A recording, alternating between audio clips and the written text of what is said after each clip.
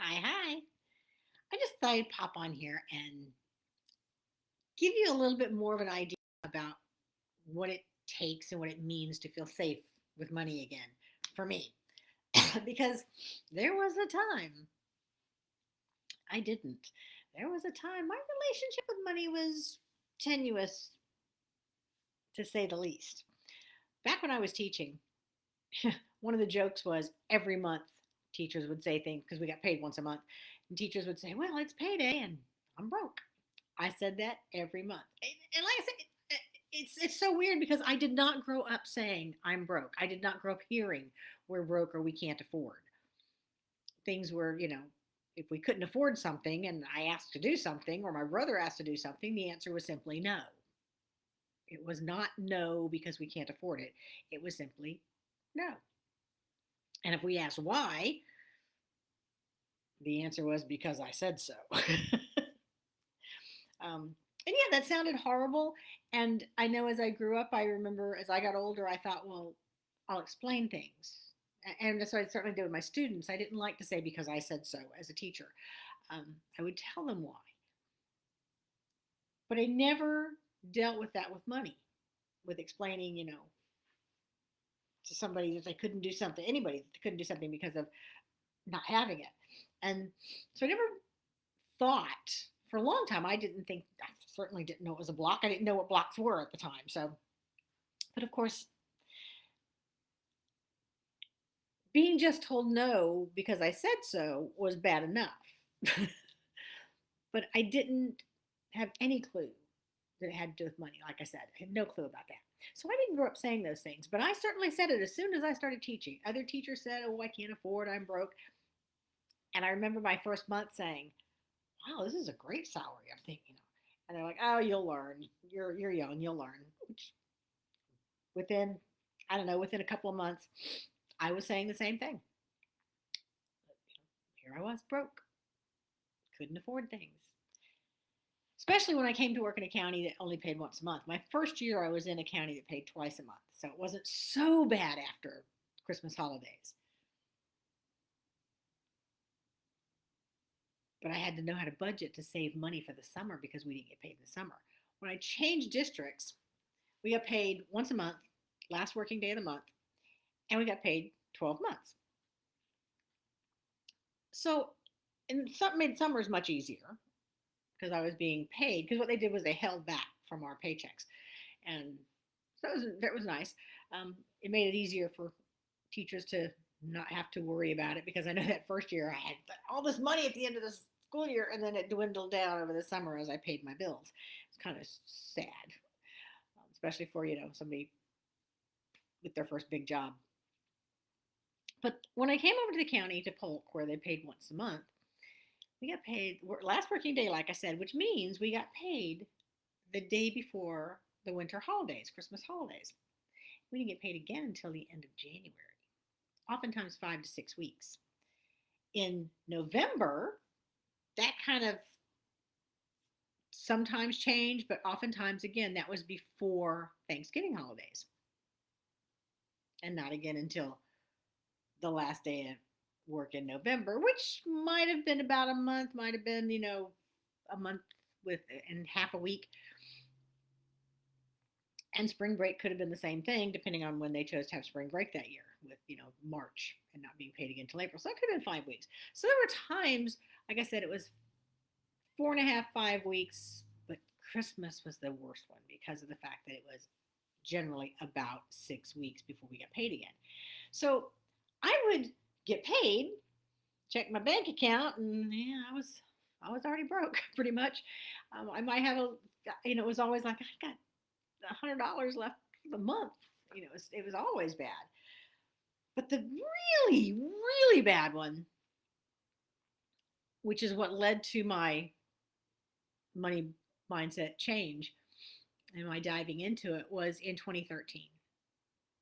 I had just discovered that I had been defrauded of an entire house, um, which I thought at the time was about $100,000. It turned out in the long run, because I never got anything out of it, much more like 200,000.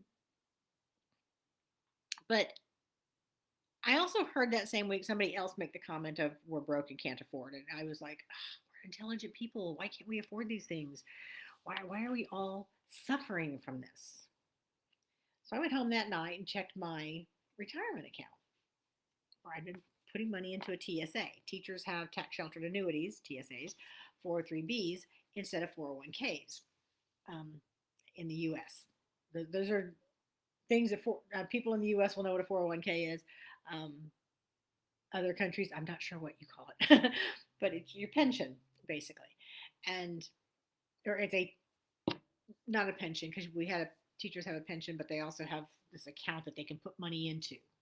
But the school system does not put any into it. They don't match like 401ks match. Most companies, they do not do that in the 403Bs. It's just like a big savings account that you can't access. And if you do access it, you get a penalty. So here I was, you know, I'd been putting money into that TSA for,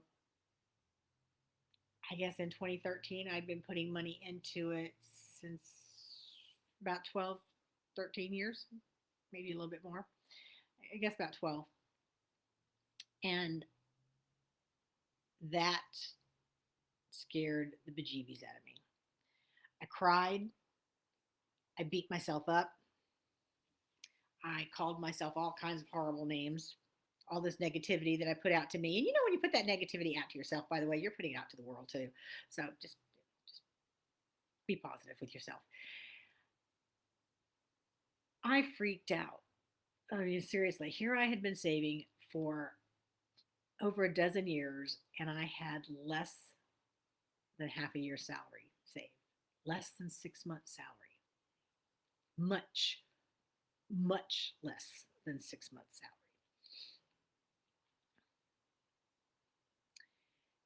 And because I mean, I was far along in my career now that I've been working about 25 years and I had a doctorate.